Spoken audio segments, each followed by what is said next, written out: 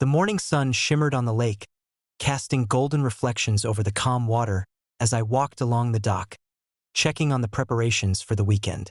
My family was eagerly setting up for a pool party at the cabin, excited for a few days of swimming, boating, and relaxation.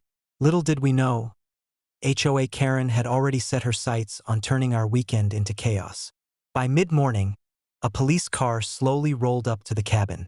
At first, I was surprised, but I quickly realized what had happened. Karen had called 911, trying to escalate a perfectly legal and private gathering into some imagined crisis. True to her reputation, she had spun the event into a dramatic emergency, complete with exaggerated claims about the governor's family allegedly being present, which, amusingly enough, was partially true. I stepped onto the porch just as the officer approached. He was polite but clearly cautious, sensing tension in the air. Karen was standing beside her car, waving frantically, trying to draw attention to herself. The officer looked at me, hesitant. "Sir, can you explain what's happening here?" I remained calm, my voice steady. "This is private property. My family and I are hosting a small gathering. All permits are in place. The HOA has no authority here. There is no violation." I gestured toward the lake, where a few children were playing under the careful watch of adults. "Everything is fully compliant and safe." Karen, not one to let me speak freely, attempted to interrupt, waving her hands and yelling about rules and regulations. I raised a hand politely to halt her. "Please allow me to explain. The property is legally mine, and the gathering follows all necessary regulations.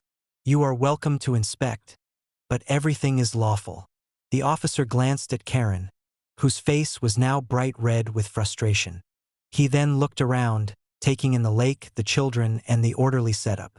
A few of the governor's family members arrived just then, confirming part of Karen's wild claim. The officer smirked subtly, realizing the irony of the situation. Karen, on the other hand, looked increasingly flustered. "I suggest you reconsider your claims," the officer said to her gently but firmly. "Everything here is lawful. You need to leave the premises to avoid escalating this further." Karen stammered, trying to assert authority, but her arguments fell flat against the calm professionalism of the officer and the legal standing of the property.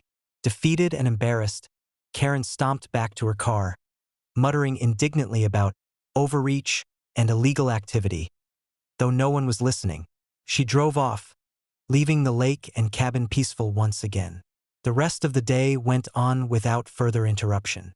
Guests enjoyed the pool, the barbecue, and the lake activities, while Karen's failed attempt at disruption became the subject of laughter rather than concern. Neighbors who had once been wary of her antics couldn't help but chuckle at the situation.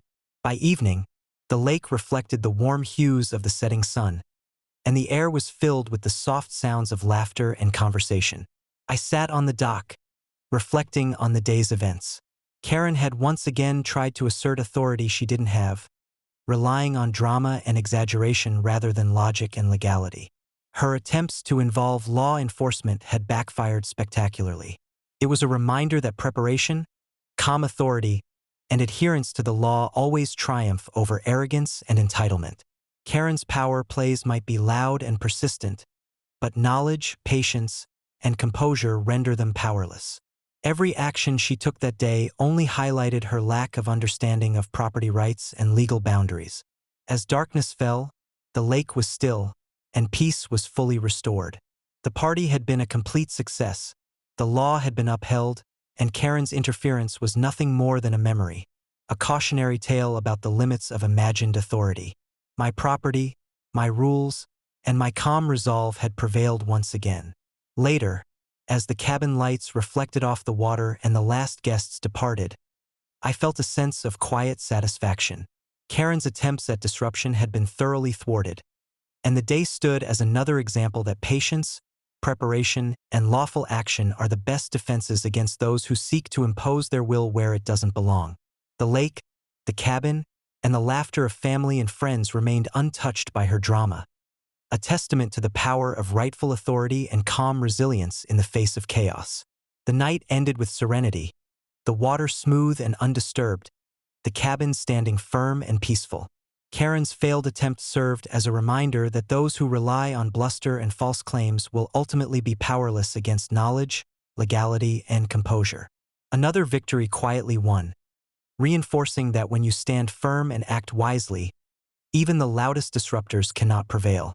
The lake, the cabin, and the joyful memories created that day would remain untouched, proof that patience, law, and careful planning always overcome arrogance, entitlement, and needless interference. Karen's calls, her claims, and her imagined authority had been nothing more than noise, easily ignored, easily defeated, and ultimately entirely powerless. Peace had returned, and the lake would hold that serenity for many days to come.